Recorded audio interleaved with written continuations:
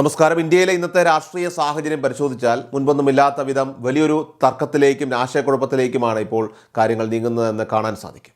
പാർലമെന്റിന്റെ ഇരുസഭകളും അനിശ്ചിതകാലത്തേക്ക് നിർത്തിവെച്ചിട്ട് ദിവസങ്ങളായെങ്കിലും സമ്മേളനം ഔദ്യോഗികമായിട്ട് അവസാനിപ്പിച്ചുകൊണ്ടുള്ള രാഷ്ട്രപതിയുടെ അറിയിപ്പ് ഇതുവരെ വന്നിട്ടില്ല. ഇതൊരു സാധാരണ സാങ്കേതിക കാലതാമസം മാത്രമായി കാണാൻ കഴിയില്ല.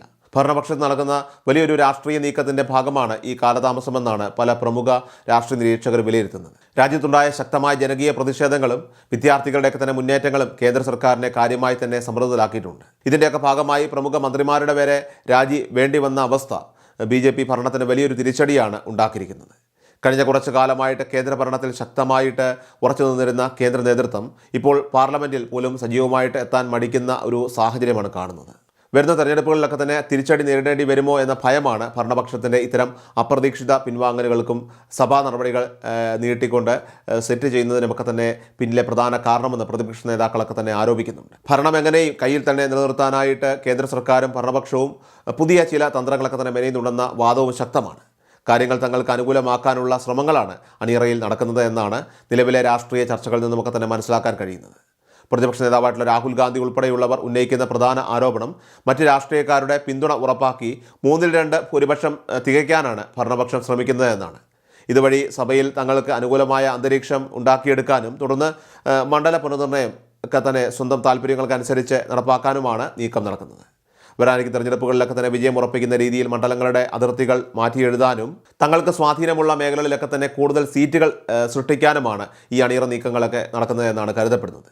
ഇത്തരം ശക്തമായ നീക്കങ്ങൾ കാരണം തന്നെയാണ് പാർലമെന്റിനകത്ത് വലിയ ബഹളങ്ങളും ഭരണപ്രതിപക്ഷ തർക്കങ്ങളും ഒക്കെ തന്നെ കടുക്കാൻ ഇടയായത്. രാഹുൽ ഗാന്ധി നേരിട്ട് ഭരണപക്ഷത്തെ ചോദ്യം ചെയ്യുന്ന തലത്തിലേക്ക് പോലും സഭയിലെ അന്തരീക്ഷം മാറിയതും ഇതിൻ്റെ ഭാഗമായി തന്നെയാണ്. കേന്ദ്രത്തിൽ നിന്നുള്ള വലിയ സമ്മർദ്ദങ്ങൾക്കിടയിലും ചില പ്രധാന വിജ്ഞാപനങ്ങളിൽ ഒപ്പുവെക്കാതെ അനിശ്ചിതത്വം നീളുന്നതിന് പിന്നിലും ഇത്തരം രാഷ്ട്രീയ കാരണങ്ങൾ ഉണ്ടെന്ന് ചൂണ്ടിക്കാണിക്കപ്പെടുന്നു.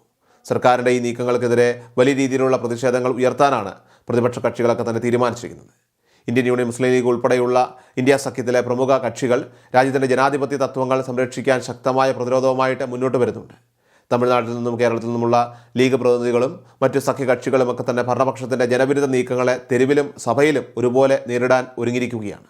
പാർലമെന്ററി ചട്ടങ്ങളും ഭരണഘടനാ മൂല്യങ്ങളും കാറ്റിൽ പറത്തി അധികാരം നിലനിർത്താനായിട്ട് ശ്രമിക്കുന്നവരുടെ തന്ത്രങ്ങൾക്ക് മുന്നിൽ കീഴടങ്ങില്ലെന്ന വ്യക്തമായ സന്ദേശമാണ് പ്രതിപക്ഷ മുന്നണി നൽകുന്നത്. ജനങ്ങളുടെ വോട്ടവകാശത്തെയും സഭയുടെ പവിത്രതയെയും ചോദ്യം ചെയ്തുകൊണ്ട് മണ്ഡല വിഭജനത്തിലൂടെ അധികാരമുറപ്പിക്കാനായിട്ട് നോക്കുന്ന ഈ രീതിക്കെതിരെ നിയമപരമായിട്ടും ജനങ്ങളെ അണിനിരത്തിയുമൊക്കെ തന്നെ പോരാടാനാണ് തീരുമാനം.